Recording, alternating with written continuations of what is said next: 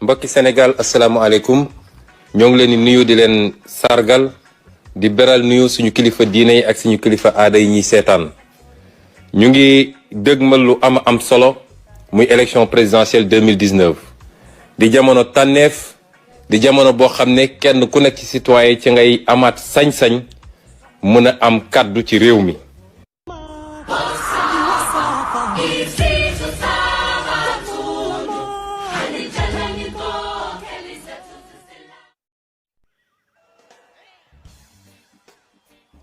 Ancien inspecteur des impôts et domaines, leader du parti PASTEF les Patriotes, honorable député, candidat à l'élection présidentielle de 2019, l'opposant radical le plus redouté, Ousmane Sonko, l'homme à liquider politiquement et par tous les moyens.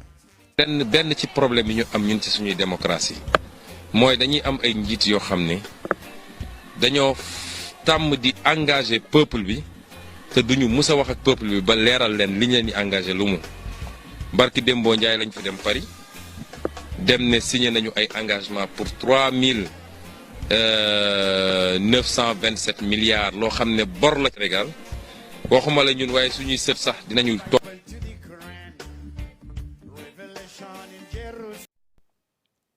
Étant inspecteur des impôts et domaines, il participe à la création du premier syndicat. Il est élu secrétaire honoraire.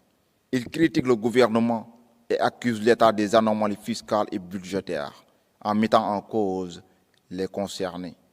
La machine de guerre est déclenchée en 2016. Il est radié par le décret numéro 2016-1239 de l'Inspection générale des impôts et domaines pour manquement au devoir de réserve.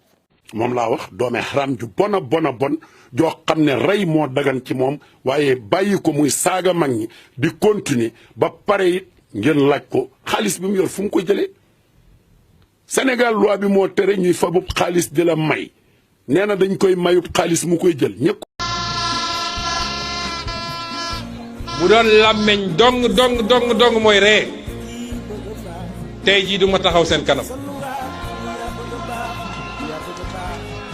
lu ne dégg nañ ko lu ne su ma naroon def fii liste bi lu ne dégg nañ ko libéré nañu façon nit bu ne ñii mbubboowu turu journaliste ñii mbubboowu turu analyste ñii sax mbubboo turu sëriñ lu ne. Exclu de la fonction publique, il est embauché par le peuple. Il est élu député à l'Assemblée nationale en 2017. La charge à l'homme continue et devient plus rude.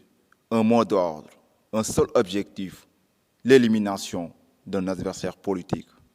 Un adversaire politique radical, considéré comme l'ennemi numéro 1, Ousmane Sonko, est traqué, surveillé comme de l'huile sur le feu. Amen. Let's give thanks and praises. Sur les traces de son séjour au niveau des impôts et domaines, ses détracteurs n'ont rien vu du noir qui peut l'inculper comme détournement ou acquisition de biens illégaux. Il ne reste que la diabolisation. Religion. Il est accusé d'être un salafiste financé par des islamistes. Ses détracteurs cherchent par tous les moyens à le mettre en mal avec les guides religieux et le peuple sénégalais croyant. Mais ils ont au final perdu le combat devant des compatriotes éveillés.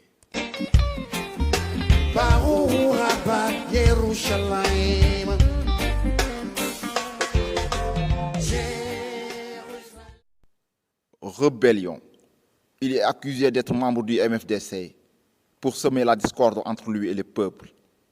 Ça devient pathétique. Fonds et financement. En pleine campagne élection présidentielle, il est accusé d'avoir accepté des pots de vin importants d'une compagnie pétrolière européenne. Malheureusement, pour les détracteurs, la compagnie concernée Tullow Oil apporte un démenti clair suite à cette sombre affaire d'un financement de 195 000 $. Encore un coup faussé. Affaire des 94 milliards. Ousmane Sonko porte plainte pour blanchissement d'argent et détournement contre les proches du régime. Ses détracteurs reviennent à la charge comme toujours.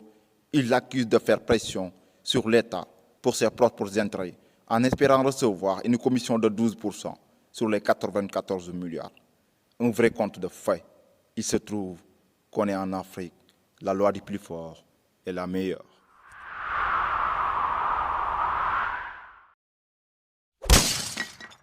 moo gën a xam li Mamour Diallo def yor na rapport te du premier rapport nag ndax njëlbeen loolu am na rapport IGE sur Twitter Bertin bi nekk fële Sangalkam boo xam ne moom Mamour Diallo boobu rapport boobu épinglé te Macky Sall da koo xam yor rapport bi teg ci tànkam fal ko fi mu koy fal ne ko jëlal sa xaalis dem politigal ma loolu moo fi am. man yàlla rek laa ragal ndax moom moo ma bind ni naa ko jaamu te wa ma shahidna ila bi ma alim na man lii ñuy def daan naa ko def nag bu yàgg waaye bëggatuma ko man kon lu ma wax rek dëgg la ci man moom ku baax la jullit la ba pare ku honnête la fa laa mën a yem ndax ñoo ngi ci devant ay médias te àddina dafa naqari loo wax rek ñu tudde ko par par